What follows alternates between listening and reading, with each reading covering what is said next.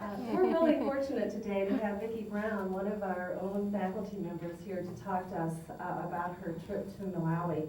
And it's a very timely discussion because you probably noticed the flags out in the cafe when you came in. We are getting ready to celebrate next week International Education Week here. And we've got a lot of activities going on for our students. We'll have people speaking on Argentina, Israel, Thailand, and Vicki will be speaking again to some students next week. So it's very timely to have her here for the speaker series today. I'll tell you a little bit about her. Vicki has a Bachelor of Science degree from Loretta Heights College in Denver. She attended the University of Texas El Paso, where she got her master's in nursing. She also has attended the Jewish College of Nursing and Allied Health at Washington University, where she got her nurse practitioner certificate. And she's currently attending theology courses at Eden Seminary. So she's a busy person and expert in several fields here. She's done hospital-based education and continuing education, and now she is an associate professor here at Jefferson in our nursing program. So she's going to share with us today her experiences in Malawi. Please welcome Vicky Brown. Thank you. What a nice introduction. It's such a pleasure to be here today. I want, first of all, to be sure, can you all hear me? I know I have a soft voice, and maybe we need to turn the mic up a little bit. There's some people saying no. Should I just use this one while I get some feedback? Okay. I bet you can hear me now. Yeah, I know I have a soft speaking voice, and so the microphone is really essential for me. I had just a very unique opportunity to go to Africa last summer in July and August. And I went on a medical mission. It was a religious mission in nature. However, it wasn't the whole mission. And if anyone wants to speak about the religious part of it afterwards, I'm very happy to stay and discuss that as well. But Ekwendeni, Malawi, Ekwendeni is the name of the town where I was. It was actually started as a Scottish mission station, and it's still sometimes referred to as a station, but it is on the map as a town. Malawi, Africa, is in the southeastern part of the continent. It is landlocked, although they have a very large lake called Lake Malawi. It's one of the largest freshwater lakes in the world. And they do get quite a developing tourism business off of that. Malawi is a very poor nation, and they have some very sad statistics that I would like to share with you. For instance, the average lifespan in Malawi is very low. So this is kind of a little, statistical anomaly sort of thing, because they have an enormously high, incredibly high infant and child mortality rate. But the average lifespan there is 46 years of age. There are people older than that, and I did meet one 80-year-old person, but he had always lived a very privileged life and had access to health care and such, and so that's why he had lived so long. And I just want to kind of compare our stats with theirs. In the U.S. here, our child infant mortality, which we are at somewhere around 18th in the world, we're really not that great in the world. We have 8 out of 1,000 children die before the age of 5. But the causes of death in the U.S. are prematurity, the birth defects, and then sadly injury and abuse are why our children die. In Malawi, it's very different. In Malawi, 125 children out of 1,000 die before the age of 5. And mostly they die because there's no educated birth attendant. Only about half of births occur in the hospital, half occur in the villages in a very primitive setting, and there's some difficulties with folk medicine that can also contribute to those deaths. Other causes of death are pneumonia, because there is no heat anywhere in Malawi, gastroenteritis, which of course comes from contaminated water, and very few people there have clean water. Malaria, half of the population gets malaria every year. 50% of people are hospitalized with malaria every year. And HIV/AIDS is also a very large cause of death there among children who get it at birth or if they're breastfed. And the population overall, they will have a 14% rate of incidence of HIV/AIDS. The area where I was located, however, they had beaten it down to 9% through education, through the nurses and the hospital system and the churches as well. That compares to us, U.S., I think we're about 1% here. Nursing shortage, yeah. Anybody here have a nursing shortage in the U.S.? I bet you have. We do have a nursing shortage here in the U.S., and that's why here at Jefferson College we've doubled the number of nurses we put out in the last 5 years. It took us 5 years to learn how to do that, and that was one of the things that I did over there, was help them to address their nursing shortage. But here in the U.S., we have 9 nurses for every 1,000 people. That doesn't mean in the hospital. That means 1,000 people, we have 9 nurses, average across the U.S. In Malawi, for 1,000 people, they have a half of a nurse. Pretty startling, pretty startling. And so I was told before I went on the mission trip that when you go on a mission trip, what you think you're going to do and what you actually do are 2 totally different things. And some of you saying yes, and that was true for me also. I thought I was going to go be in the classroom a lot with the nursing students. I thought I was going to be in the hospital with the nursing students a lot, kind of like what I do here, you know, being in my comfort zone and everything. And it turned out that what I did there, what they really wanted me to do there, was be a consultant to the university to help them explore ways where they can increase their nursing enrollment and output, because their government has told them that they want in 2 years to double their output of nurses. It took us 5. They want them to do it in 2. And so we explored a lot of the ways, and a lot of what I learned here being part of that process, I was able to share with them. So it was really great to be able to take that from Jefferson to there. Have lots of stories to tell, of course. I was there for 3 weeks, and I got to see a lot of the country, and I lived with a very privileged family. But the way I got there was through the Presbyterian Church. I'm a member of Grace Presbyterian Church in Crystal City, and the church raised all of the funds. A few people from the community also contributed, but pretty much the church came up with all of the funds, 100% paid. My arrangements were through the Medical Benevolence Foundation.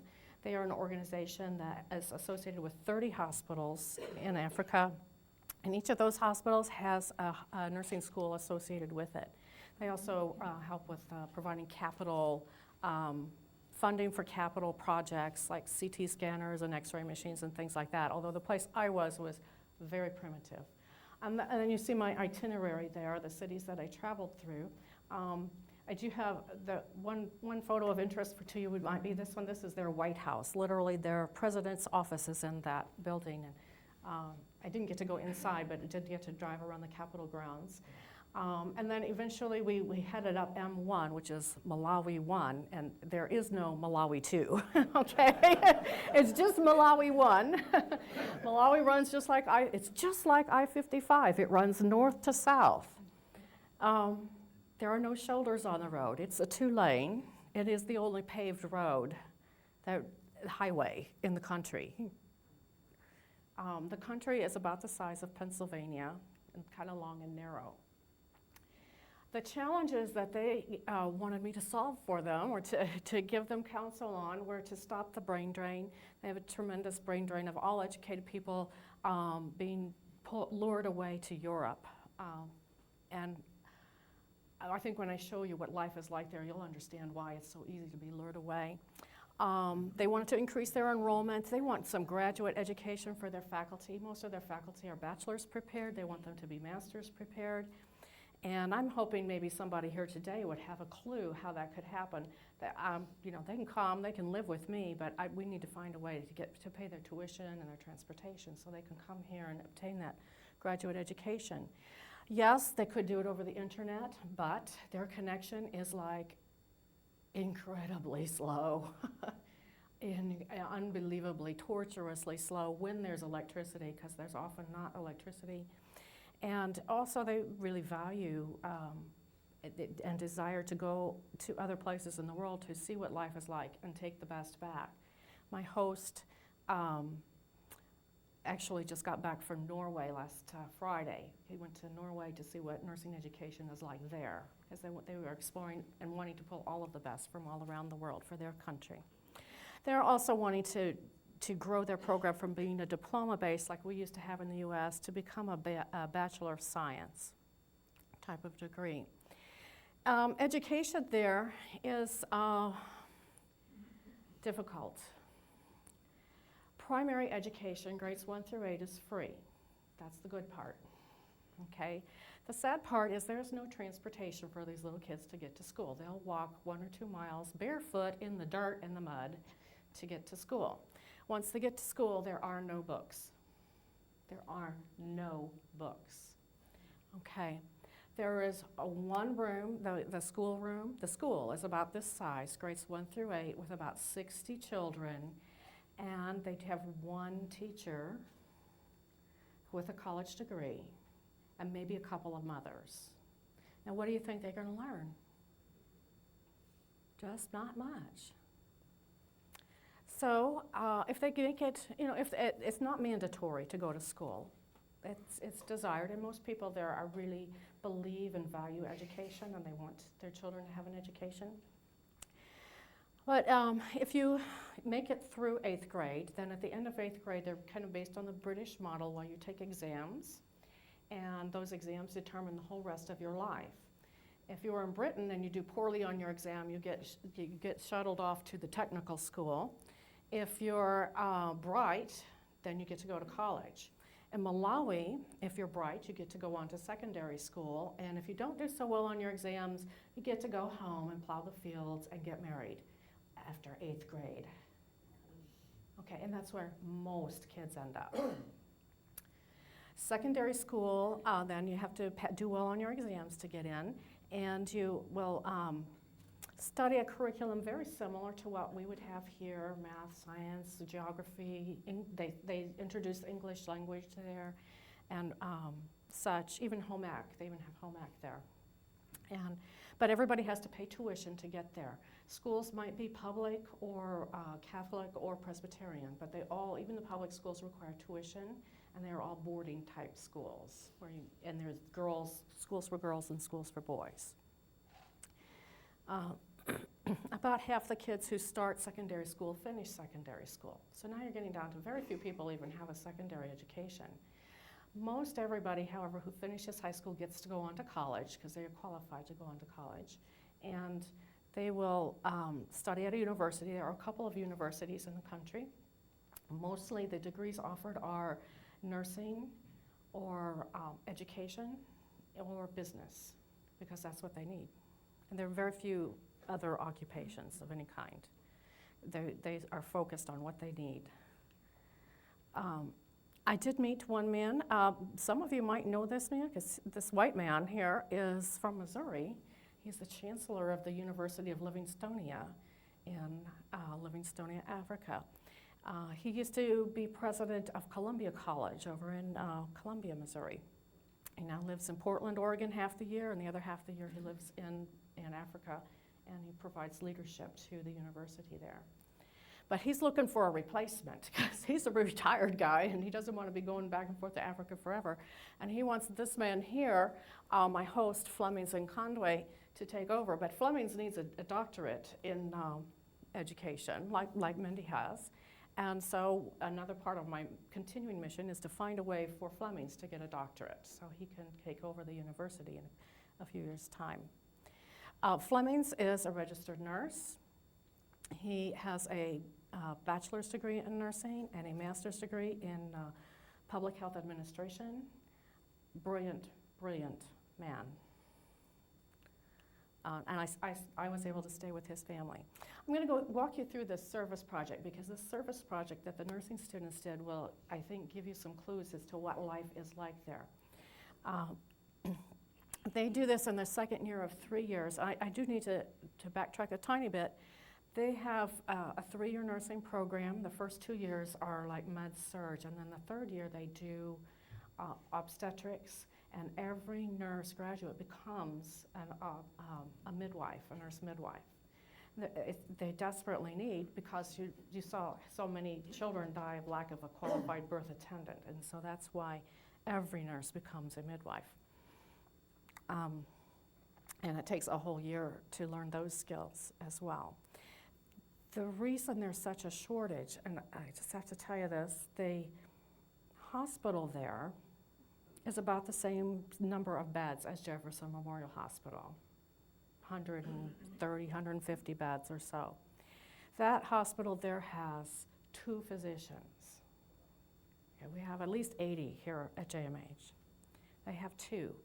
They make rounds twice a week, because one of them is also the hospital administrator. One of the 2. And they have no surgeons, so they're totally reliant on missionary surgeons to come do any kind of surgery there. I spoke with a surgeon who was from Oregon and serving there. He said they had to cancel surgeries for 2 weeks because they had no IV fluids. They didn't have a single bag of IV fluid in the whole hospital, so they had to cancel surgery for 2 weeks until the shipment came in.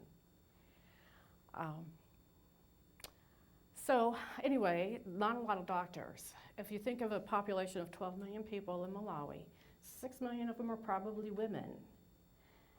How many OBGYN doctors do they have? For 6 million women, they have 2. And one of them is a missionary. So that's why they need nurse midwives, to provide all of that, all women's health care. And so that's what the nurses are learning to do. These are some of the faculty that I was associated with there. I did take some books there for them. Oh, because in the college setting, they don't have books either. I don't know, you got to teach nursing without a book. Our students have hundreds of dollars worth of books in their bags, every one of them. They have none. They have a library, however. So as a teacher, you get up and you give your little PowerPoint, and if there's electricity that day, you use your PowerPoint. Otherwise, you just, do whatever. And because there probably isn't any chalk either. So you do your PowerPoint, and at the end you say, and if you want to know more, go to the library. They have no books. So I took some books for their library to spiff that up a little bit. We went out one day on this community health project, and the bus drove us out several kilometers, 10 or 15 kilometers, and dropped us off. And we started walking down this path. And as we walked about 2 kilometers, the road got narrower and narrower and narrower to where we were down single file walking through a field, following a woman with a bundle on her head to find the family we were supposed to interview. This is the most common form of transportation there, is walking. Almost no one owns a car. Some people own bicycles, but only men actually drive the bicycle, sort of like the remote control in the US. Anyway, and they carry their bundles on their head. Bundles can have anything, and she has a cooking pot on top of her head, and if you can see there, she has a baby strapped on her back. Because there are no baby carriers, you just take a cloth and wrap them on your back, and somehow they don't fall off. I'm not sure how they do that. Anyway, so we're walking through here, and we finally get to the village. A village is any place that has 2 houses. If there are 2 houses, that's a village. It could be 2 houses, it could be 20 houses, but that is a village. This is a typical home made of bricks. They have scooped the soil up and shaped the bricks with their hands and dried them in the sun and built a fire and threw them on the fire and made their own bricks so they could build their own house. That's all together with mud between the bricks. We were expected, so there were chairs outside, but we also sat on a mat. This nursing student here, they wear caps there, it's so cool. She is interviewing the lady of the house and has a number of questions to ask her. And the man of the house is peeking around looking at me, figuring out who's this white woman here and what's she doing in my village. And then the male student is interviewing the male head of the household, because young women do not speak to a man older. Okay, lots of cultural things there. For instance, a daughter-in-law never speaks to her father-in-law. If they have anything to communicate about, they have to find an intermediary. They cannot speak directly to each other. So the male student's talking to the man and the female student is taking the notes. The rest of us are sitting on the mat. And the little building behind us there is the kitchen, because you don't want all that smoke from your wood fire smoking up your house. So you have usually a separate structure for your kitchen. And this young lady here, it's just two Malawis. It's so incredible. Oh, I can't make it go away. She has in her hand a cell phone. And there's a chicken running around. There's chickens everywhere. It's only free-range chicken there for dinner. They're asking the questions: who's the head of the family? Who's the breadwinner? How, is the mother living? Is the father living? Are there children? How many pregnancies have there been? How many live births and cause of death? Because most women will have 5 or 6 children and expecting that 2 of them will die before the age of 5. And then right off the bat, at the beginning, they start talking about family planning and methods practiced, and HIV education. Almost every conversation a nurse has with anybody, somehow HIV comes up and the necessity of dealing with that. Nutrition, we're asking about employment. Do you have a piece of land or a garden? How big it is? And do you use fertilizer? There's government and a lot of non-governmental charitable organizations provide fertilizers, because you saw what the soil's like. It's clay. I don't know how you grow anything in it. My black thumbs wouldn't grow anything. Do you have enough food for this year? Sadly, the answer was about 50% of the people in this region do not have enough food to last till the next growing season. How many meals do you eat? Do you have livestock?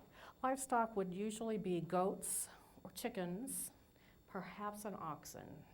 I never saw a cow like we have cows here, like a nice Hereford or Angus or anything like that. This family had a mango tree there in the yard. They had chickens everywhere. And then a market. Is there a market? Number one is, how far away is it? From this house, a market was about maybe almost 20 kilometers away. So it's about 15 miles away, and you don't have a car. It's a pretty long walk.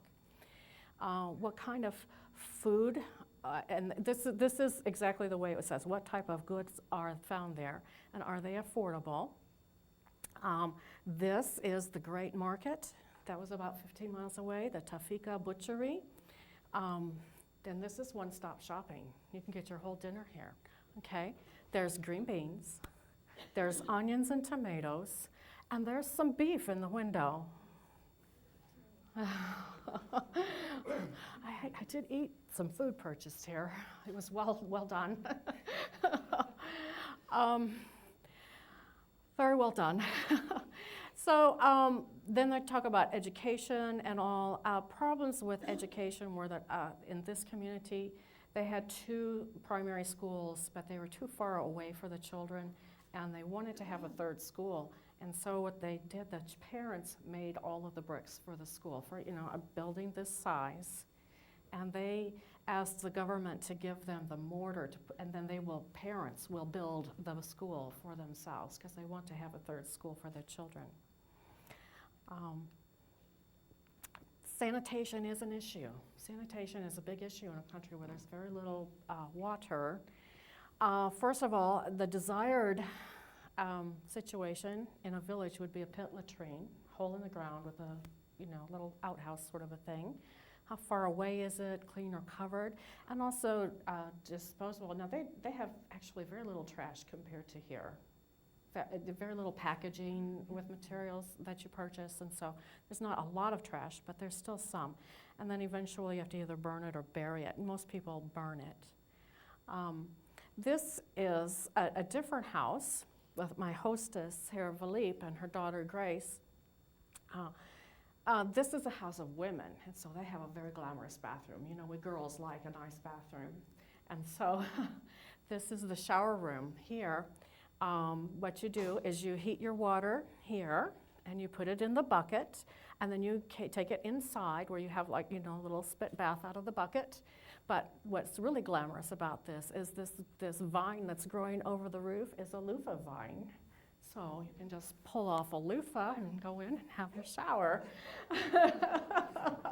It's very glamorous.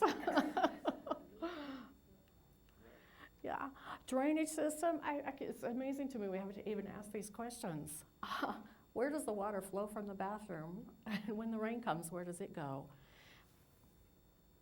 And then we're also interested, is there any standing water around? Because you know the mosquitoes, the malaria and all that. And usually there is some. Most of the time the water comes from the river and the laundry is washed in the river. And pretty much all of that sanitation stuff runs downhill into the river too. So 70% of the people in this particular region did not have clean drinking water. It all came out of the river. You send the kids down with a bucket to get a bucket of water, and that's it. Hopefully it's within 100 meters, 100 yards. That's a long ways to go for a bucket of water. Then they're looking for hazardous things. One thing they do ask is, do you have flowers? Because that would indicate a much higher standard of living and a family who isn't just living, from meal to meal. They actually have a little bit of energy and resources to have flowers. Housing mostly has a thatched roof. Sometimes you have a metal roof. That's very high end, is having a metal roof. Having a cement floor, again, is very high end. Most of the time it's a mud type slurry floor. Windows, usually there's an opening. Sometimes there's glass. And sometimes the glass window is open. If you live in a very upper class home, you would have glass on the windows and they would actually be movable windows, opening and closing. This floor here is a slurry floor. This is the back door of that house that has a nice bathroom. And that's not a throw rug. It is meant for wiping your feet, but actually it's a goat skin. It was a little stiff. They use everything they've got. And again, I don't want to run over time here, so I need to speed this up. This is a high-end house. This is the house where I stayed. Very, very upper crust on the hillside that has electricity sometimes, has running water sometimes, where all the doctors live, all two of them live, and the nursing faculty live. The dean and the assistant dean live there in housing that's provided. Floors and walls are cement. There is a refrigerator, but the only thing they ever put in there was my drinking water, my bottled drinking water. They didn't put anything else in the refrigerator. Not the eggs, not the meat, nothing ever went in the refrigerator. Health-wise, of course, we've talked about how difficult health is there and how difficult it is to access health.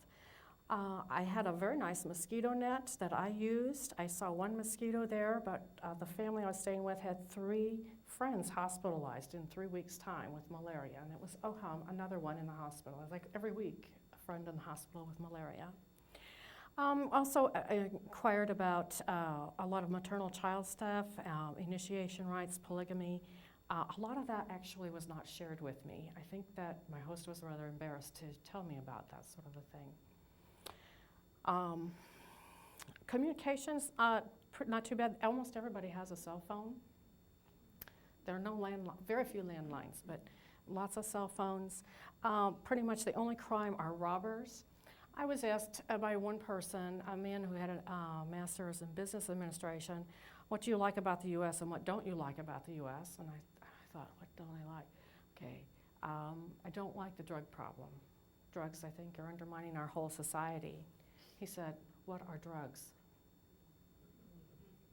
They don't have a drug problem there because nobody there has money to buy a drug. So we gave a report. It was very exciting. We got on our bus that was donated by the Norwegian Nursing Association, and we went back out to the village. And to get people to come, we had a band from the hospital. They had a generator, gasoline-powered generator, and singers, and great music. Because you see, if you say, well, we're going to have a meeting at 2 o'clock, that's kind of meaningless because, number one, nobody has a watch or a clock.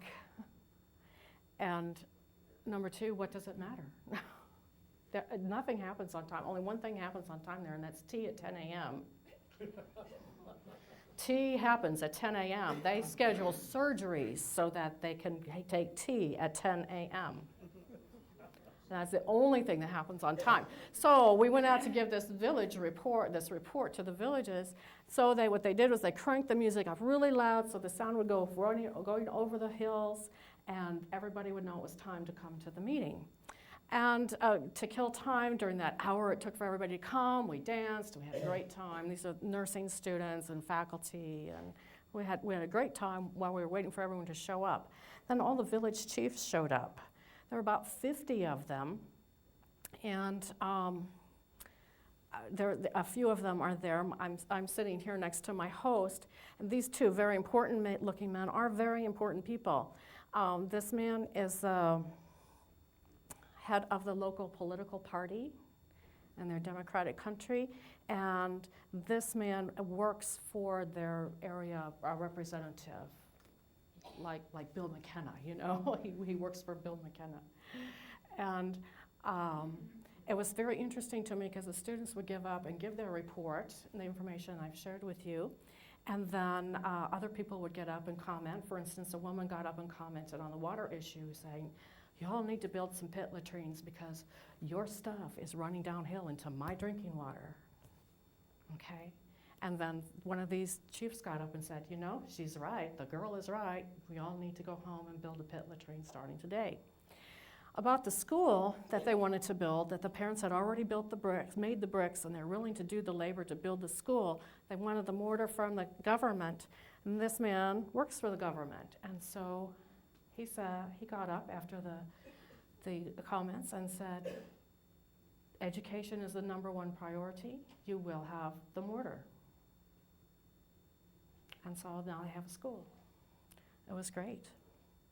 I got to sit up there with all of them because I was a white woman, and being a white woman in Africa is a really special thing, very unique. I actually went to a wedding, had opportunity to go to a wedding. I'm sorry I'm running over, I'm gonna have to shut up, but I had the opportunity to go to a wedding reception, and it was a lot like ours with the music and the DJ and everything, and there's culture of giving gifts is a little bit different.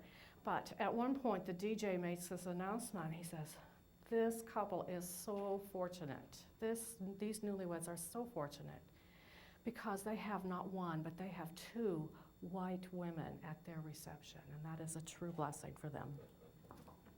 I just didn't know it was so special to have white skin, but it is in Africa. I'm sorry, I'm going to have to wrap it up there because we're out of time. And I'm very, very sorry about that, but you got to see the poorest of the poor, and even the well-to-do don't have it much better. But I was told by one woman to go back to America, and she got right in my face shaking her finger, and she said, "You don't tell those people that we are poor over here, because we are not poor people."